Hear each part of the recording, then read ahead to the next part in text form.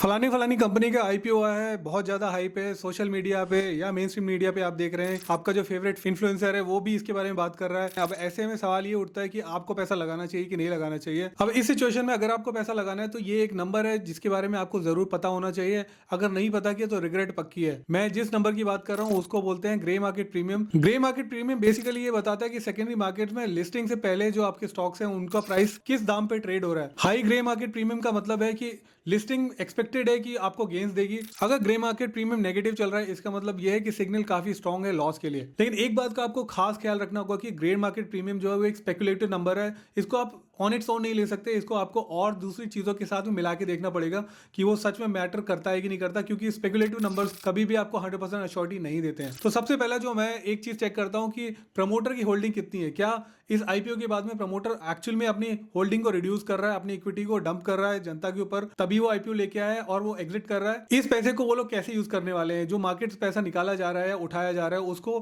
Company कैसे use करने वाली है। क्या उसके बिजनेस पे बहुत सारा डेट है जिसको चुकाया जाएगा, या इस पैसे को यूज किया जाएगा डेवलपमेंट के लिए, ग्रोथ के लिए। और थर्ड और वेरी वेरी इंपॉर्टेंट पॉइंट कि ये जो कंपनी है ये लॉस मेकिंग कंपनी है या फिर प्रॉफिट मेकिंग कंपनी है। इन तीनों चारों फैक्टर्स को समझने के बाद में भी मेरे पास कुछ रूल्स है जिनको मैं फॉलो करता हूं। सबसे पहले कि फोमो में मैं कभी भी पैसा नहीं लगाता हूं। अगर यहाँ पे आपको लग रहा है कि फोमो हो रहा है, इसका मतलब fear of missing out, that means कि यहाँ पे कुछ ना कुछ गेम चल रहा है। मैं ऐसे में हमेशा पीछे हट जाता हूँ। बोट सेल हो जाए तो हो जाए, लेकिन मैं एक ऐसी बोट में नहीं जाऊंगा जिसके बारे में मुझे ज्यादा पता नहीं है। एक सही सेगवे है दूसरे पॉइंट के लिए। जो मेरा दूसरा रोल है वो ये कहता है कि अगर मैं इस बिजनेस को समझता हूँ, इस इंडस्ट्री को समझता हूँ, तो मैं इसमें पैसा लगाऊंगा या तो नहीं लगाऊंगा। तीसरी बात ये हो जाती है कि इस स्टॉक का पीई रेशो कितना है, क्या वो डिमांड कर रहा है उसकी इंडस्ट्री के स्टैंडर्ड के हिसाब से। अगर उससे ज्यादा का है यानी कि थोड़ा बहुत एक्सपेंसिव साइड पे, फिर मेरे को और बाकी चीजों के बारे में समझना पड़ेगा कि ऐसा क्यों है कि स्टॉक प्राइस आया है वो आईपीओ के समय ही अपने इंडस्ट्री पी से ऊपर आ गया है। और आखिरी चीज, अगर आप सिर्फ लिस्टिंग गेंस देखना चाहते हो, इस ट्रेड को आप इन्वेस्टमेंट की तरह तो नहीं ले सकते, क्योंकि आपने सिर्फ एक सिक्का उछाला है जिसमें हेड्स और टेल्स आने के दोनों के 50-50% चांसेस हैं।